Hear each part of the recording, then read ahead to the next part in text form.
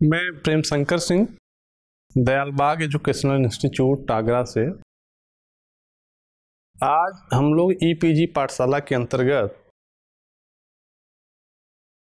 हिंदी साहित्य का इतिहास दर्शन प्रश्न पत्र के हिंदी साहित्य का इतिहास लेखन संबंधी चिंतन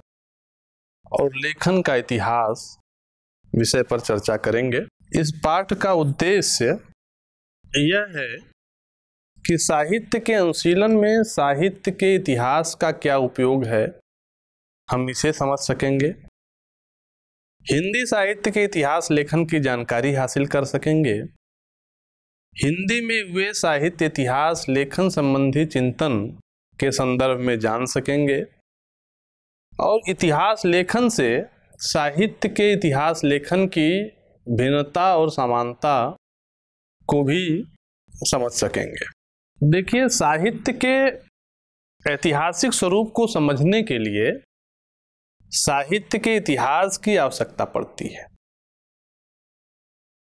हिंदी में साहित्य इतिहास लेखन की शुरुआत 19वीं शताब्दी के आसपास हुई।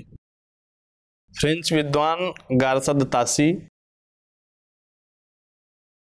के ग्रंथ से हिंदी में साहित्य इतिहास लेखन की शुरुआत पड़ती है, लेकिन हम भी जानते हैं कि आधुनिक ढंग से हिंदी साहित्य का इतिहास लेखन ब्रिटिश काल में शुरू हुआ। भारतीय साहित्य, दर्शन, संगीत आदि का नवजागरण के दौर में नए सिरे से विवेचन मूल्यांकन विदेशियों के द्वारा भी और भारतीय चिंतकों के द्वारा भी किया गया। इसी परिप्रेक्ष्य में जो औपनिवेशिकता विरोधी दृष्टि पैदा हुई हिंदी नवजागरण के भी, उसने एक नए किस्म की इतिहास दृष्टि दी, जिसके संदर्भ से हमने अपने साहित्यिक परंपराओं को, लेखन को क्रमबद्ध करने का प्रयास किया। शुरुआती इतिहास ग्रंथों की अगर चर्चा करें तो गारसा द तासी का इस्तवार द ला लिटरेच्योर हिंदुस्तानी, शिव सिंह सेंगर का शिव सिंह सरोज, और उसके बाद ग्रियर्सन का modern vernacular literature of Hindustan आदि प्रकाशित हुआ। बहुत सारे लोग वर्नाकुलर लिटरेचर ऑफ हिंदुस्तान जो ग्रियर्सन का ग्रंथ है उसी से हिंदी साहित्य के इतिहास लेखन की शुरुआत मानते हैं। ग्रियर्सन के बाद हम देखते हैं कि मिश्र बंधुओं ने मिश्र बंधु विनोद लिखा और करीब 5000 से ज्यादा रचनाकारों का वर्णन उस इतिहास पुस्तक में मिलता है। खुद हिंदी के जो सबसे शीर्षस्थ इतिहासकार रामचंद्र शुक्ल हैं, उनका ग्रंथ हिंदी साहित्य का इतिहास 1929 में हिंदी शब्द सागर की भूमिका के रूप में प्रकाशित हुआ और शुक्ल जी ने स्वीकार किया है कि अपने ग्रंथ में रचनाकारों से संबंधी जो विवरण है वो मैंने मिश्र बंधु विनोद से ही लिए हैं। आगे चलकर हम देखते हैं हजारी प्रसाद द्विवेदी के 3 ग्रंथ, हिंदी साहित्य की भूमिका,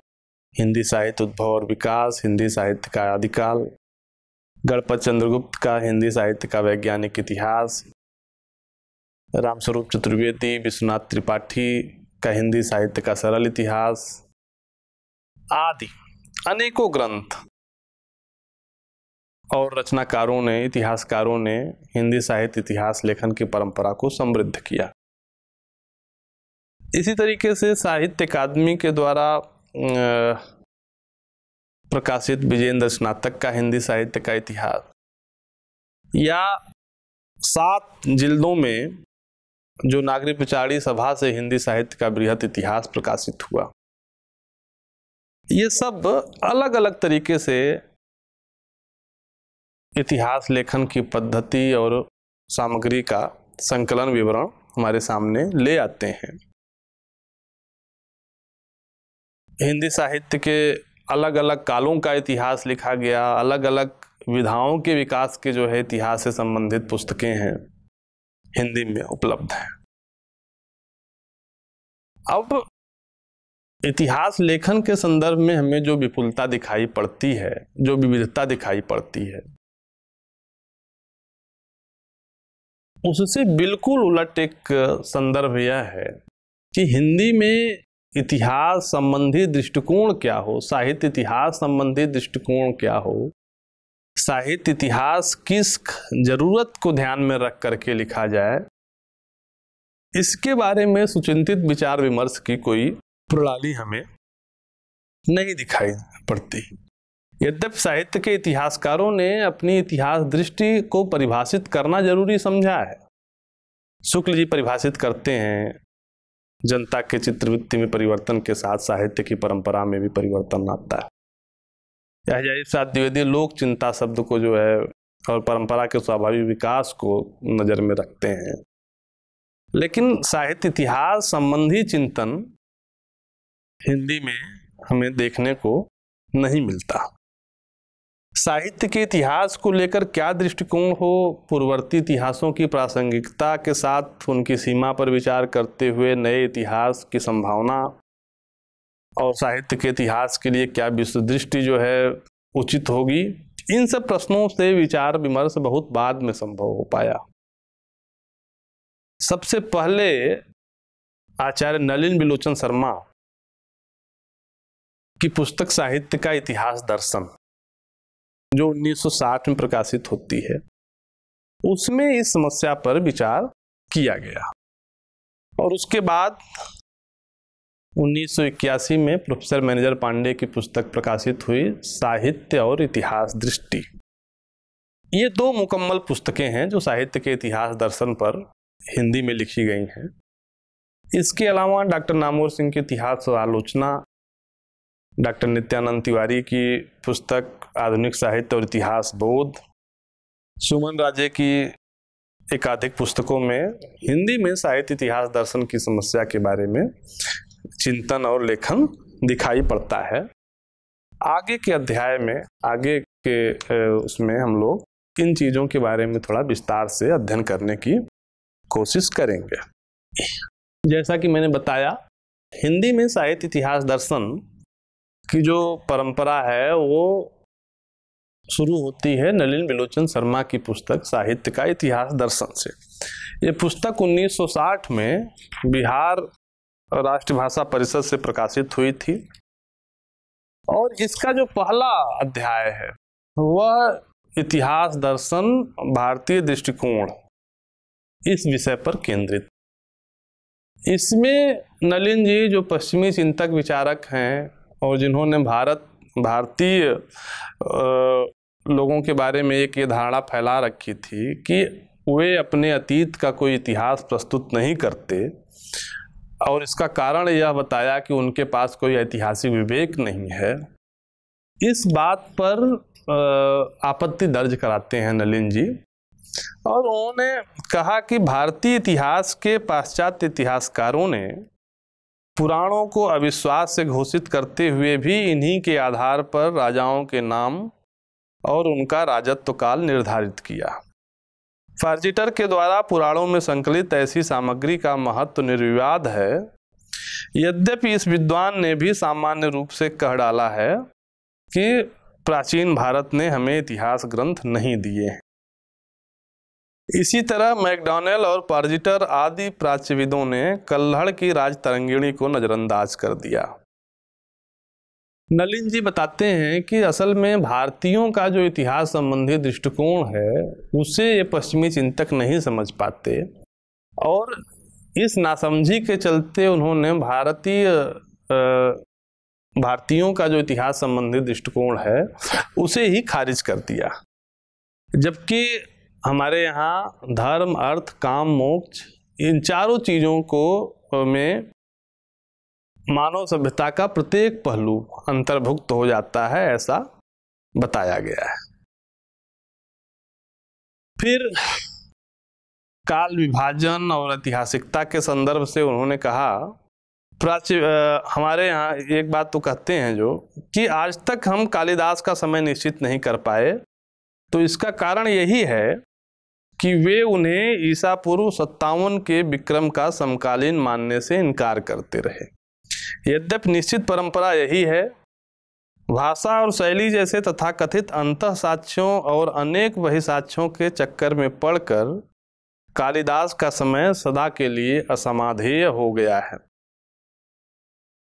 नलिन जी इस संदर्भ में एक व्यवहारिक सुझाव देते हैं कि सुभाषित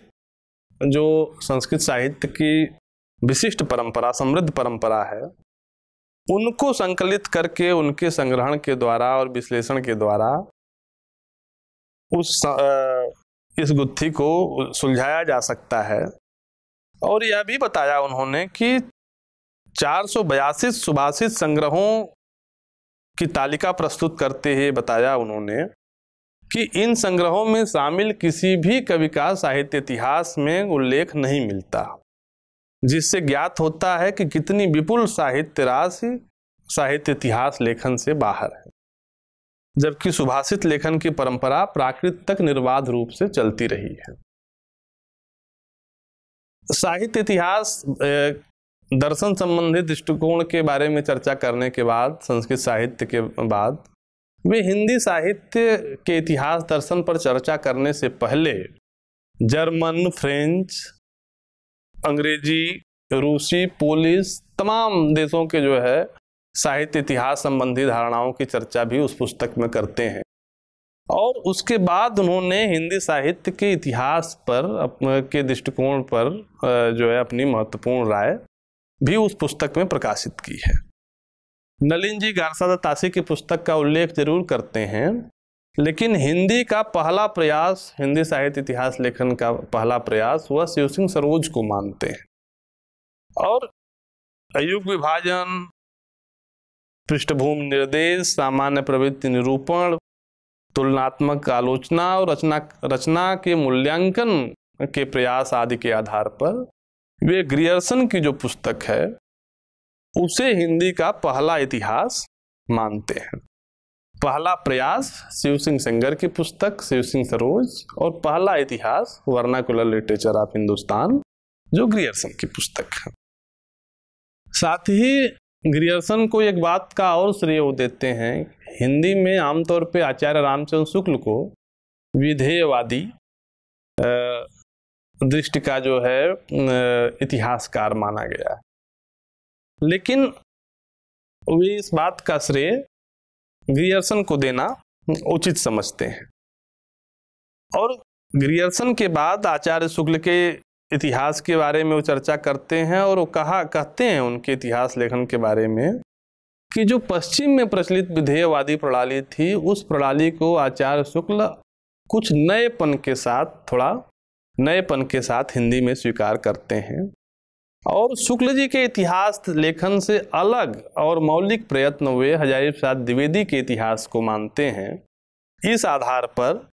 कि उन्होंने विधेयवादी प्रणाली को छोड़कर साहित्य की विभिन्न प्रवृत्तियों और उसके मूल और वास्तविक स्वरूप का स्पष्ट परिचय देना आवश्यक समझा था।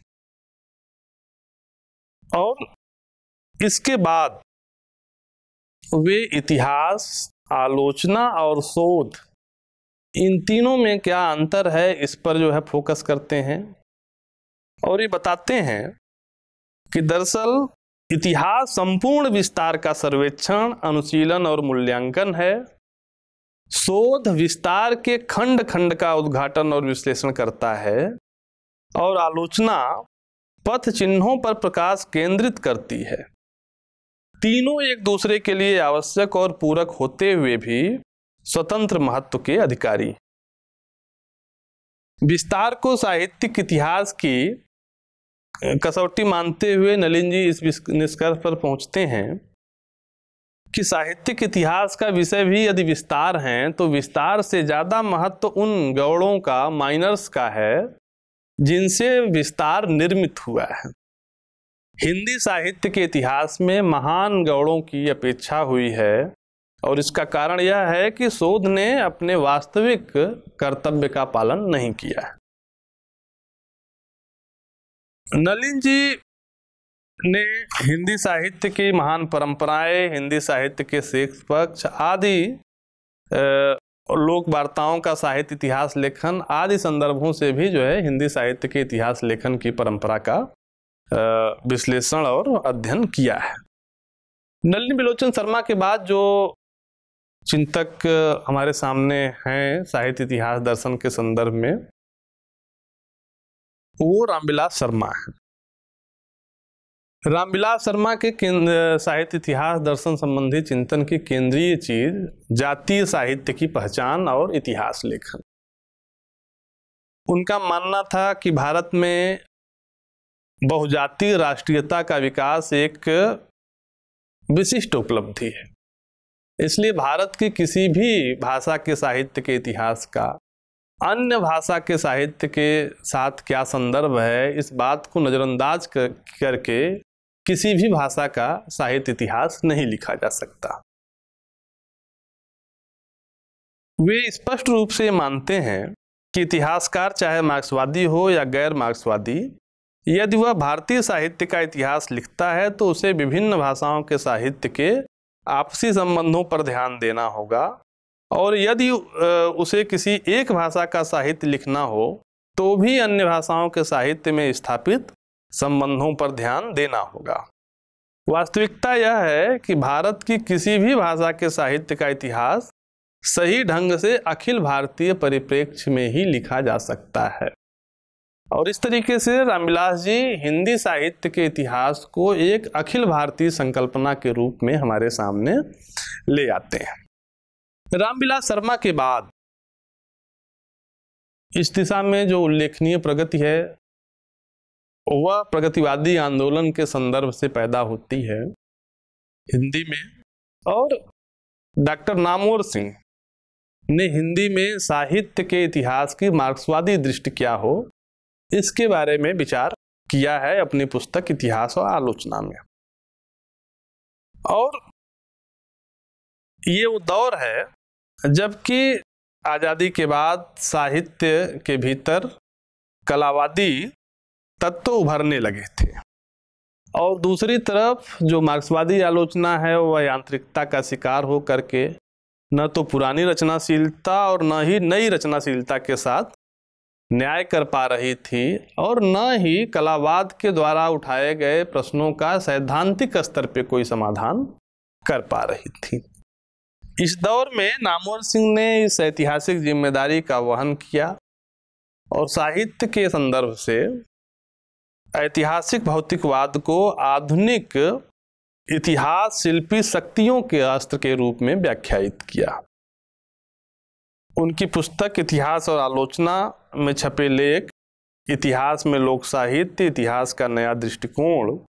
हिंदी साहित्य के इतिहास पर पुनर्विचार,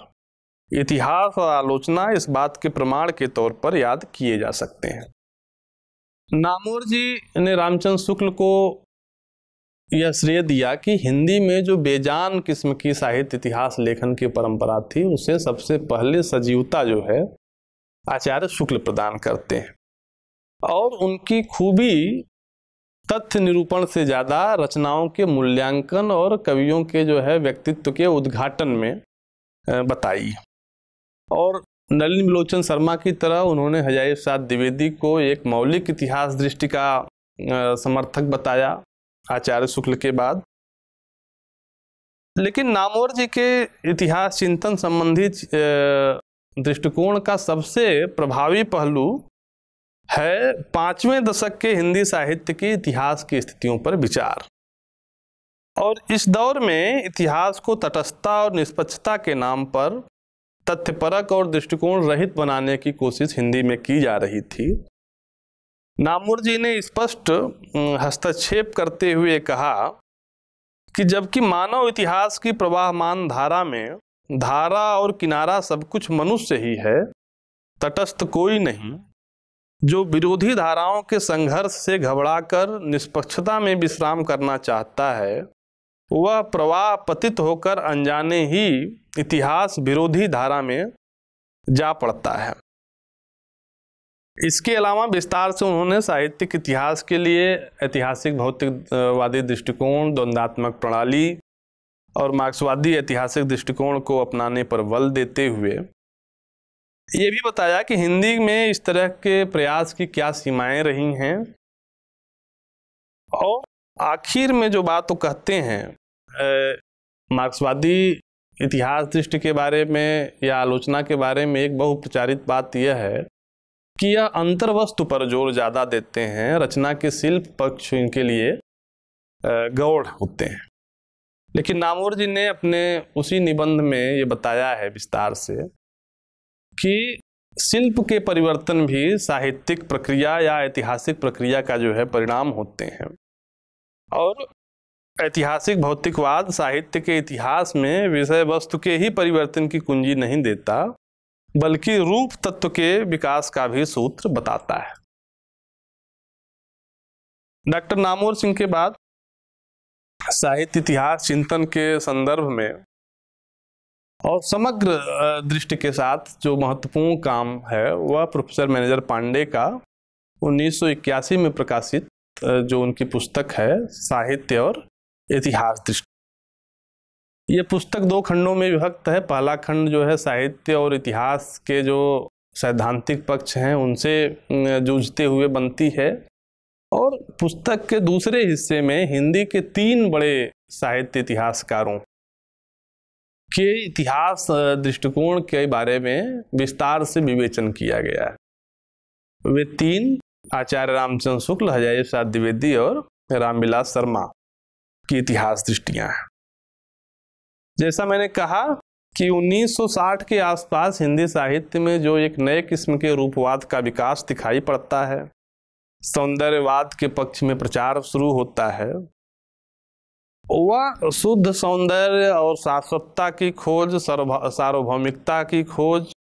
ये सब शब्दावलियाँ, व्यक्तिगत ईमानदारी, ये सब चीज़ें साहित्य में एक मूल्य की तरह बरती जा रही। और इस दौर में जबकि एक पुराने किस्म का रीतिवाद नए किस्म के रीतिवाद के साथ मिलकर के विकसित हो रहा था, साहित्य में ऐतिहासिक दृष्टिकोण को लेकर के जो एक इतिहास विरोधी माहौल निर्मित हो रहा था, उसमें हस्तक्षेप की गुंजाइश मैनेजर पांडे तलाशते हैं, और साहित्य की सामाजिकता के संदर्भ में इतिहास दृष्टि का प्रतिपादन वे करते हैं। उनका जोर इस बात पर है कि साहित्य के स्वरूप और विकास को ऐतिहासिक दृष्टि से समझने पर ही व्यापक सामाजिक संदर्भ में साहित्य की क्रांतिकारी भूमिका को पहचाना जा सकता है, और बगैर ऐतिहासिक ज्ञान के न तो साहित्य का मर्म समझा जा सकता है और न ही उसकी रूपगत विशिष्टता को। उन्होंने साफ तौर पर कहा कि संस्कृति और साहित्य के क्षेत्र में शासक वर्ग के प्रतिनिधि और सेवक बुद्धिजीवी ही रूपवाद और आधुनिकतावाद के नाम पर साहित्य को समाज और इतिहास से पृथक बताते हैं। साहित्य के जन पक्ष को जीवित रखने के लिए इन पुराणपंथियों, आधुनिकतावादियों और रूपवादियों के विरुद्ध विचारधारात्मक संघर्ष तेज करना आवश्यक है। महत्वपूर्ण बात इस संदर्भ में यह है कि इतिहासकार इतिहास लेखन की प्रक्रिया में जिनसे लेखक वैचारिक रूप से पूरी तरह सहमत नहीं होता, उनसे भी उनके भी विचारों के प्रति के योगदान के प्रति पाठक को अवगत कराता है। प्रोफेसर मैनेजर पांडे इसी तरीके एक और जो काम करते हैं इस पुस्तक में कि इतिहास दर्शन संबंधी जो समकालीन बहसें उनको भी एक सही परिप्रेक्ष्य प्रदान करते हैं। जैसे रामचंद्र शुक्ल पर जो विधेयवाद का आरोप नलिन विलोचन शर्मा ने लगाया था, उस आरोप का उस विचार के साथ बहस करते हैं, या जातीय प्रगति की पहचान का जो मुहावरा रामविलास शर्मा देते हैं उसके साथ एक बहस है, या स्वाधीनता आंदोलन के बाद की जो साहित्यिक स्थितियां हैं वह मोहभंग के मुहावरे में अभिव्यक्त उसे किया गया था नामवर सिंह के द्वारा। उस विचार दृष्टि के साथ भी यानी एक तरफ कलावादी खेमे के जो इतिहास विरोधी दृष्टिकोण है उसके साथ संघर्ष करते हुए जो प्रगतिवादी खेमे के भीतर भी एक इतिहास संबंधी दृष्टिकोण के लेकर के वैचारिक असंगत दिखाई देती है, उस पर भी जो है मैनेजर पांडे बहस करना इस पुस्तक में जरूरी समझते। उनका जो स्पष्ट मानना है कि इतिहास लेखन संबंधी चिंतन की प्रक्रियाएं हमेशा समकालीन विचारधाराओं के प्रभाव से प्रभावित होती हैं, इसलिए उन्हें नज़रअंदाज नहीं किया जाना चाहिए। मार्क्सवादी इतिहास दृष्टि के बाद हाल के दिनों में साहित्य इतिहास लेखन के क्षेत्र में एक बहुत महत्वपूर्ण जो विकास हुआ है वह है साहित्य इतिहास संबंधी स्त्री दृष्टिकोण का विकास, और इसका श्रेय सुमन राजे को जाता है। उन्होंने इस विषय पे लगभग 4 पुस्तकें लिखी हैं। साहित्य इतिहास संरचना और स्वरूप 1975, साहित्य इतिहास आदिकाल 1976, हिंदी साहित्य का इतिहास 2003 और इतिहास में स्त्री। इन पुस्तकों के माध्यम से साहित्य के इतिहास में स्त्री की तलाश को सुमन राजे अपना उद्देश्य बताती हैं, और पिछले कुछ वर्षों में जब सबाल्टर्न स्टडी, उपनिवेशिक चिंतन, इन सब के प्रभाव से हिंदी में विमर्शों की जो है बहस खड़ी होती है, तो उसमें इतिहास चिंतन के क्रम में स्त्री के महत्व के उद्घाटन को उन्होंने अपना लक्ष्य बनाया